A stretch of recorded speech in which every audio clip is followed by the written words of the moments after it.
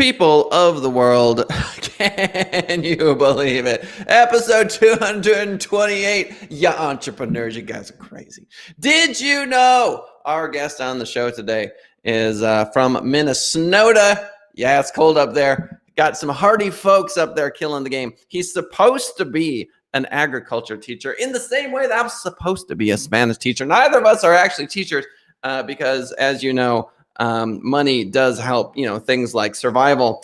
Sales process is a big deal. Many of you entrepreneurs get to the point where either you're the salesperson, you own a job, but if you're actually going to get to the point where you have a sales team, a functioning, intelligent, savvy sales team, you need someone who knows what they're talking about, someone perhaps that's been a veteran, someone who's been through it, because the correlation between the army, okay, and what we learned there and the battleground of sales is like this.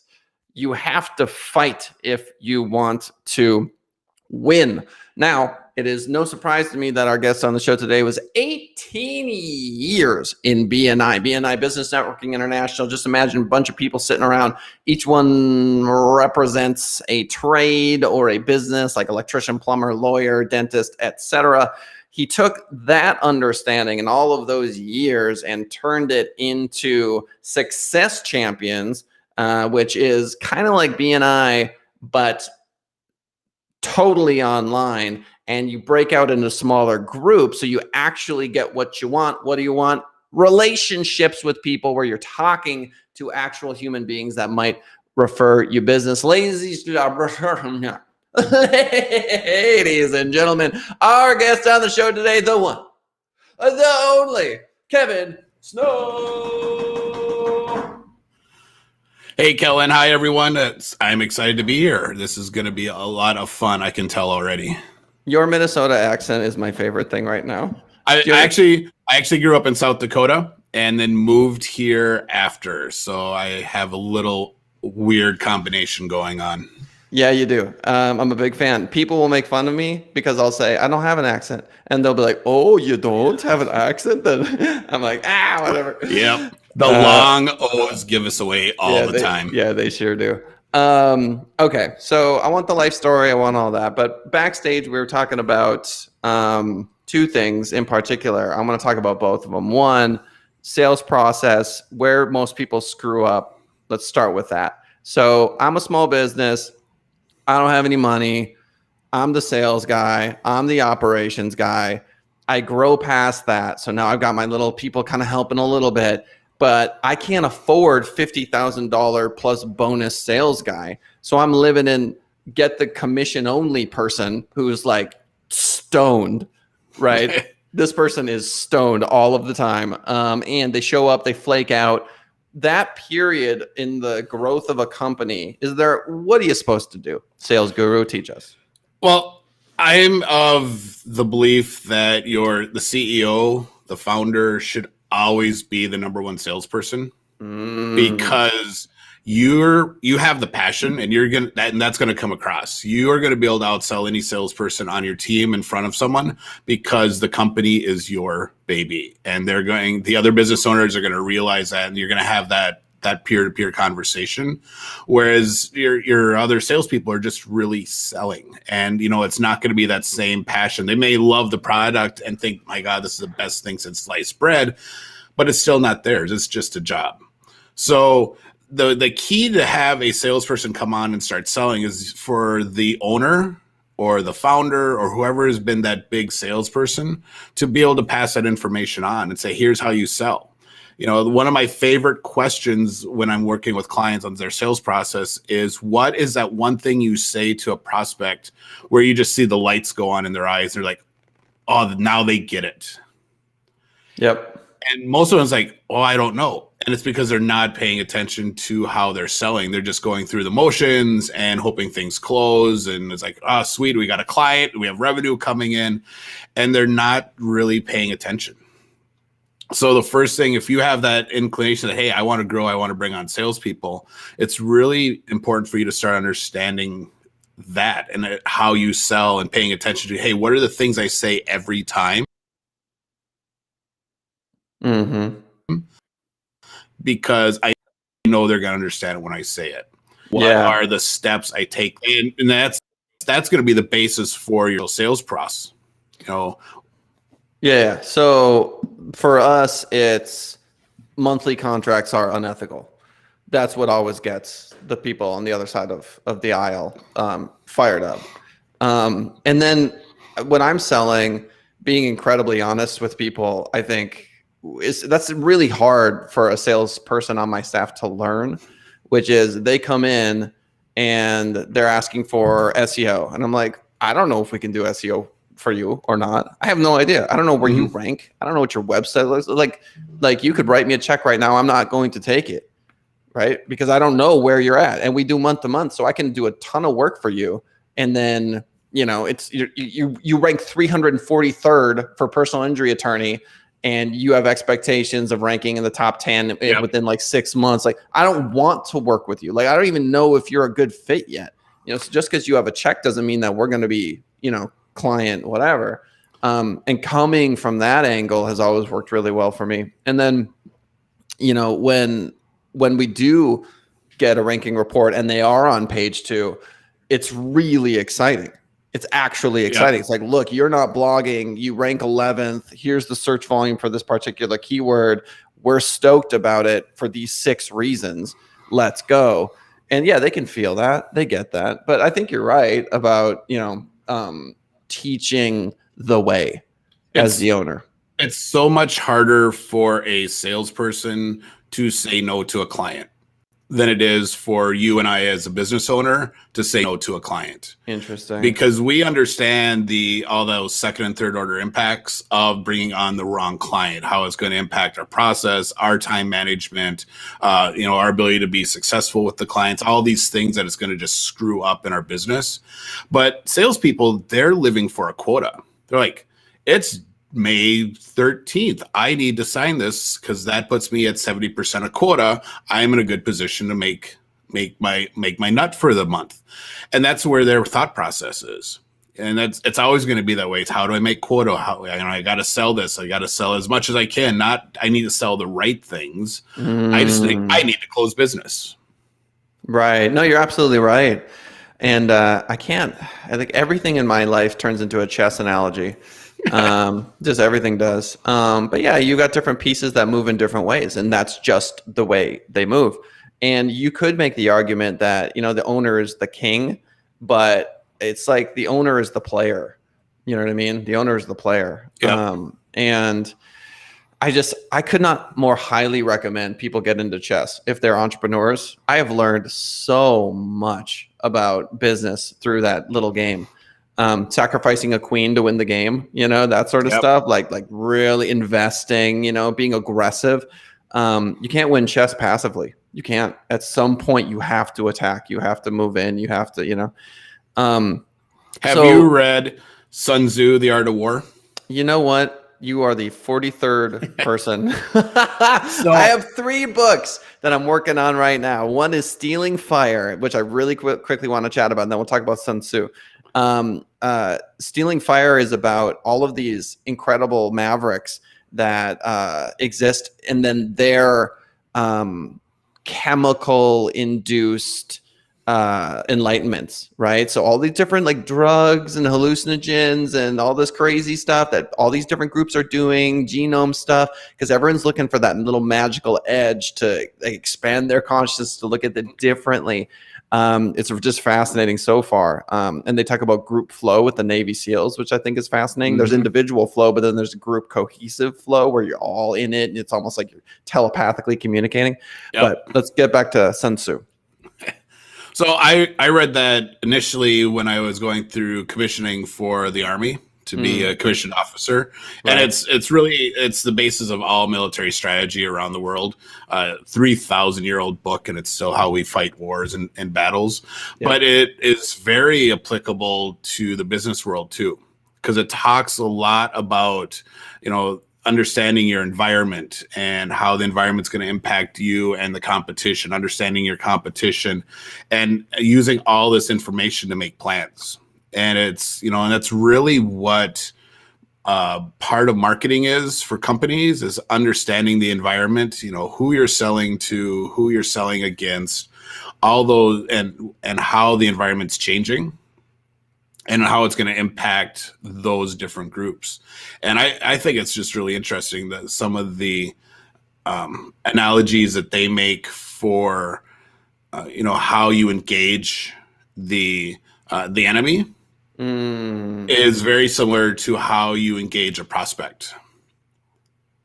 So, well, that's a little bit gnarly of an analogy. They're not the enemy, man. No. They're not the enemy, man. You know what? Definitely not. Say this. Have you ever heard this one? You make a friend or you make a sale. Yep. And I think you can do both. Because if you're doing your job right as a salesperson, you should be building really good relationships. That's absolutely true. But the point I'm making is when I learned that when I'm taking credit cards from people, they want that over fast. Like, let's just take it. Just, you know what I mean? Like, that is not a pleasant moment for them. It's pleasant for me, but I'm not supposed to be like, because I've done that before where we're really excited to, it's like, no. It's like, okay, we're cool. Very, and out the door. Because it hurts them. They're spending money. Yeah. No one wants to give up money, but that's, and that's part of, especially for business owners, our understanding of, here's what I have for revenue coming in. Here's what I got to pay for. Yep. All right. I'm going to now take on a lot of my clients are at the point where I'm one of their first big expenses and ongoing expenses. They're like, oh, wow. All right. So I'm paying you this X number of dollars a month. And this is like really big for me. And it's a significant emotional event for them to do that. And it's all about this idea, well, you're going to help me do all these things so I can actually generate more revenue. Yeah. But it's really a big leap of faith for a business owner to give away money. Yeah. I mean, it's just terrifying. I mean, I invested a big chunk of change in with a financial advisor recently, and it was up 700. I was thrilled. Now it's down 1,700. And I'm just like, I'm having all the emotions. Good friend of mine, multi-millionaire Wall Street VP guy. He's vomited a number of times from the stress.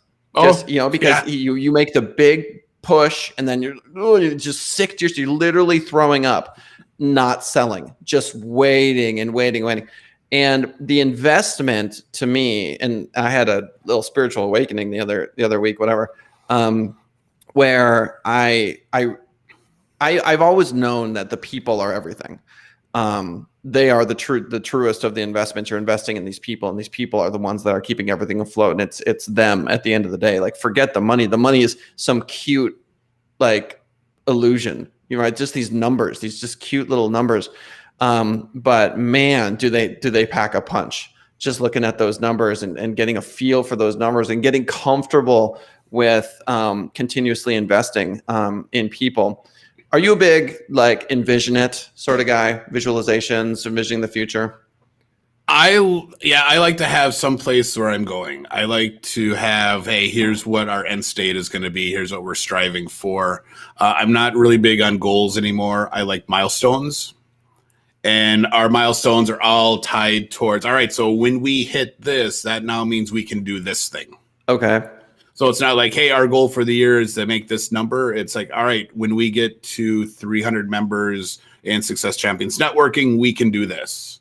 We can buy this one thing that we really want that's going to up everyone's game. When we get to 500 members, then this means we can do this thing now, and we can spend money here. And that's really how we do our planning. And we have some, big, visions for where we want to be. My co-founder in the networking thing, Donnie Bovine, he wants to be on Business Wars. SCN versus BNI. I'm like, all right, that's a pretty big vision. Can we do that faster than they did it? Because it took them 30 years to get where they're at. Can we do it in maybe 15 to 20? Because I'll be 70 in 20 years, and I may not want to be doing this anymore. But yeah, well, let's take a little detour and go into Success Champions. I mean, you got me interested. It sounds more along the lines of what I want. I know that BNI is very particular about being in multiple referral groups. Like they don't. I saw the eye roll. I saw the arrow. We are members out networking. We could really care if you are or not. We actually have one person that's launching a chapter for us is a president of a BNI chapter. Sure. So I did it, dude. You know what? I'm gonna pat myself on the back, man. Like I've seen boring presidents, man. They will just kill a chapter, dude. It's so bad. You're just like, oh, just please be more entertaining. And so I actually really enjoy that stuff. Like I love hosting. I love, the public speaking stuff. So let's just get right down to brass tacks. How much does it cost? $47 a month.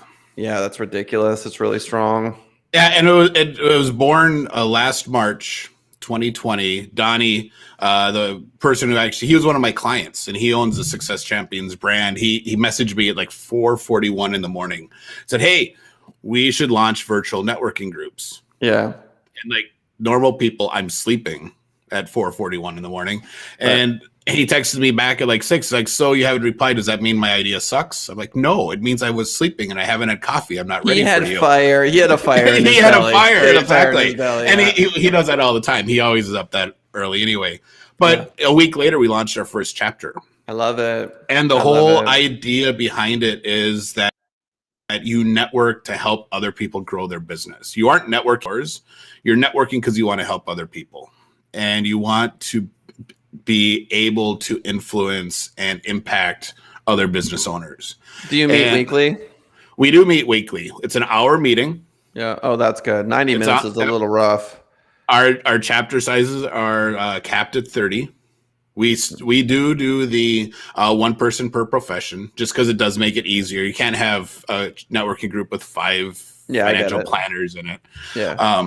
And our focus is on B2B and business owners. So we have some chapters that are 100% B2B. Most of our chapters are in that 70 to 80% B&B. We still have some of the key B2C professions, realtor, mortgage, financial planning, all that stuff. Yeah. But we have companies in there that are focusing, that only sell to other companies that have $25 million in revenue or more. Sure. And they're coming in and doing big stuff for them. So, yeah, and then... So we have the weekly meeting. Those are really cool.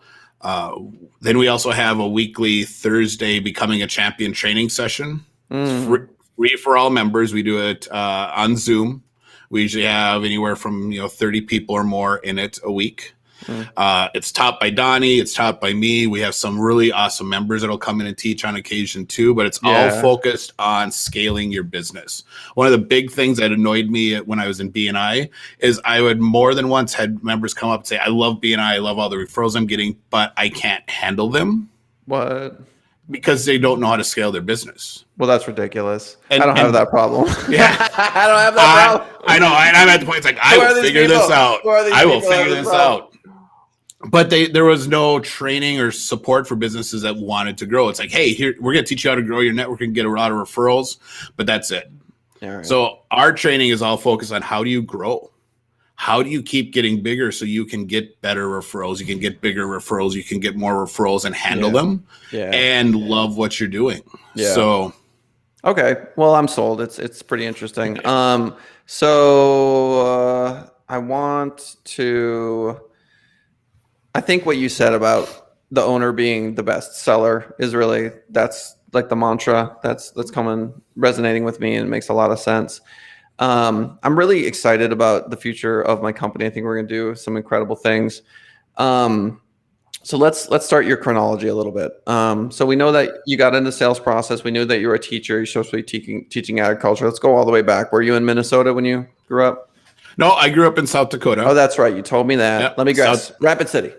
Nope, I was smack dab between Aberdeen and Pierre. Aberdeen and Pierre. Okay. I was in a little town that had 97 people, and I went to a high school that had 80 people in it and 22 in my class. So what was it about your childhood that led to entrepreneurship? Were there any through lines there? My dad this, my mom that?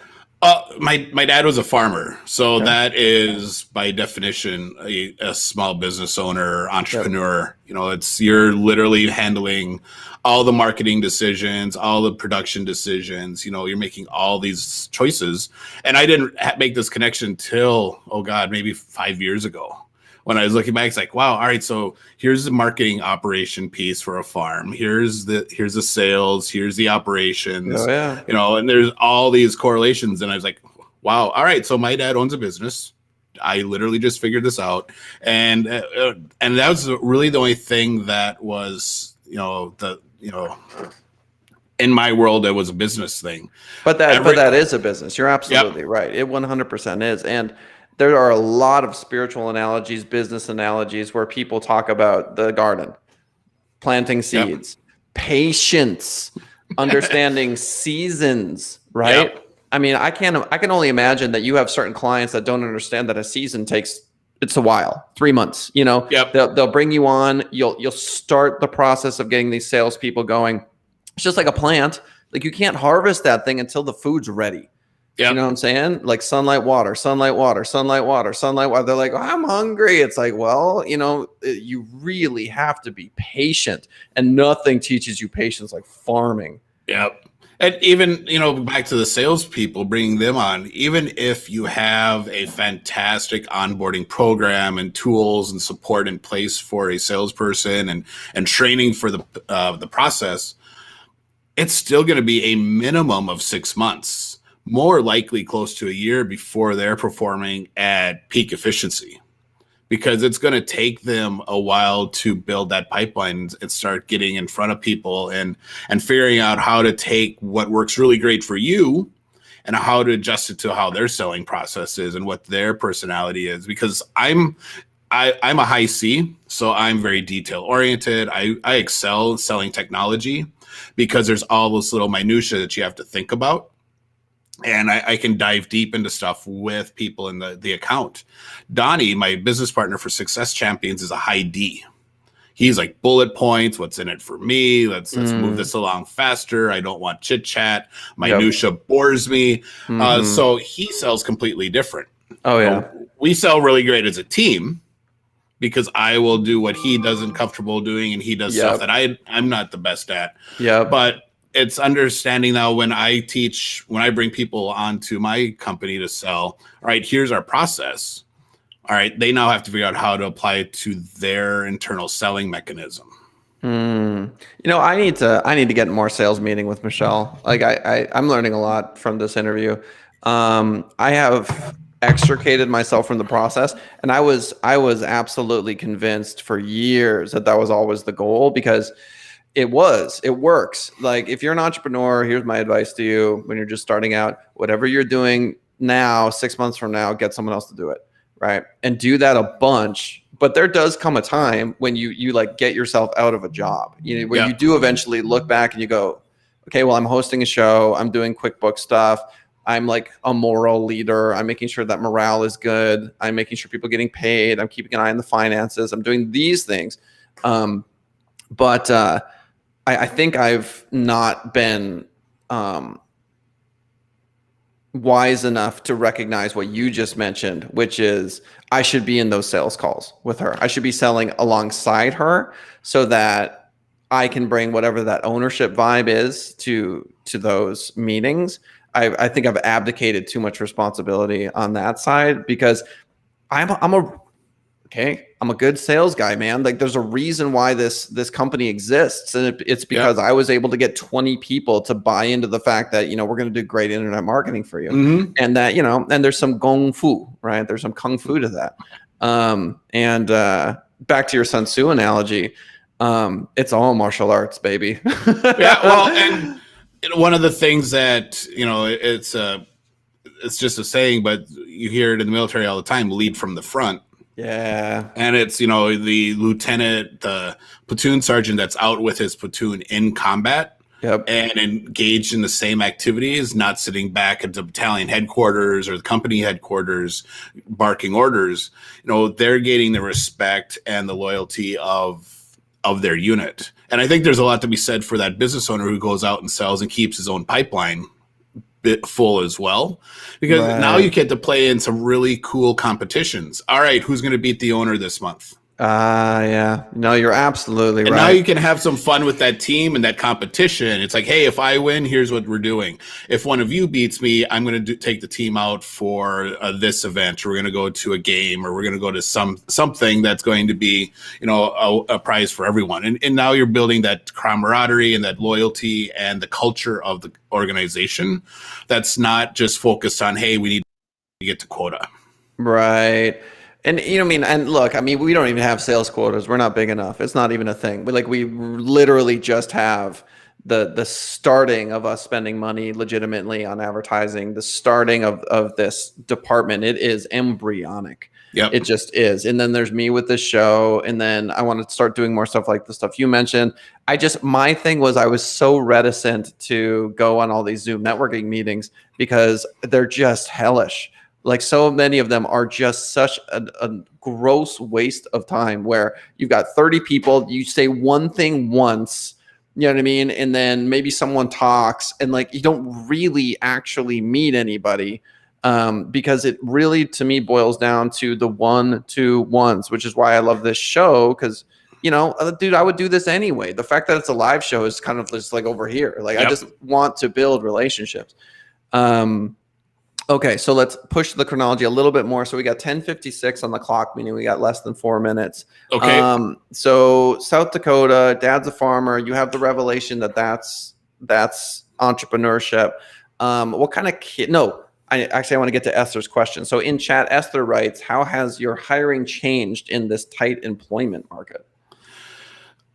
So my hiring right now is really focused on the operations side, because I still want to be doing the selling. I want to be out in front of people. I want to be doing the reach outs, doing the strategy stuff with the clients. And I want to get the things off my plate that prevent me from doing that. So my hiring has been focused on copywriters, people that can do the customer support piece. Hey, can you change this in this email? You spelled this word wrong. Now I got to take 15 minutes to go log into their account and make changes and do stuff. Hiring people to do that, and eventually bringing some of those people in to actually do the build outs for the automations that we design. I want to go bigger and louder with my voice and my message and what I'm doing in front of clients. So getting rid of that stuff and training someone to be able to do that as well as I can is really where my focus is. Yeah, thank you. So I'm going to do a quick pitch for the show. I'm going to make sure you get the final word. Ladies and gentlemen, you know the drill. 10:30 a.m. Pacific Standard Time, youtube.com/Send It Rising. Send It Rising is the name of the agency that I own. Show's name, marketing is foreign language. You can find it there too. Our guest on the show today, Kevin Snow, pretty incredible. As I'm sure you've already noticed, you can listen to us on iTunes or Spotify, 10 other podcast platforms after the fact. If you're listening to us, not on the live show, but after, we love you. youtube.com/Send It Rising. Subscribe, hit the like button, comment. It all helps with the algorithm. You know the drill. Want to make sure that Kevin gets the final word here. We got about 2 minutes left. Kevin, what wisdom do you have for the fine folks, and tell them what they should sign up for, how to reach you, etc.? Easiest way to get in touch with me is kevin.snow@time-on-target.com. Come right into my inbox and I'll be happy to chat with you. We can set up a virtual coffee. I think the wisdom that I always try to impart to my business owners is that, hey, you need to be involved. You can't abdicate your role in selling. I've met with a ton of them. It's like, hey, we want to bring on salespeople. I'm like, you don't even know how to sell yourself. We need to work on that first. We need to get you closing 50 to 60% of all the leads that are coming into the company so that you understand what's happening. Don't try to get rid of the sales piece. Get rid of operational things that are taking up your time so you have more time to do sales. That's going to allow you to generate revenue faster, which means you can then hire those operational people, more of them, to keep getting rid of the time suck activities that allow you to go big. You're so right. And this was exactly what I needed to hear. I don't know if you believe in coincidences, Kevin, because I don't believe in coincidences. I don't think everything happens at the right time. And for those people that are listening right now that are incredibly depressed and your life is incredibly hard, I'm not saying it isn't. I understand that it is. But there are seasons. There are seasons of weeping. There the time to reap, the time to sow. So I just don't believe in coincidences, happy or sad. Ladies and gentlemen, this is Marketing as a Foreign Language, episode 228. We would love to have Kevin back on the show. If you haven't hit the like button yet, please do so, and we will see y'all next time. Bye for now.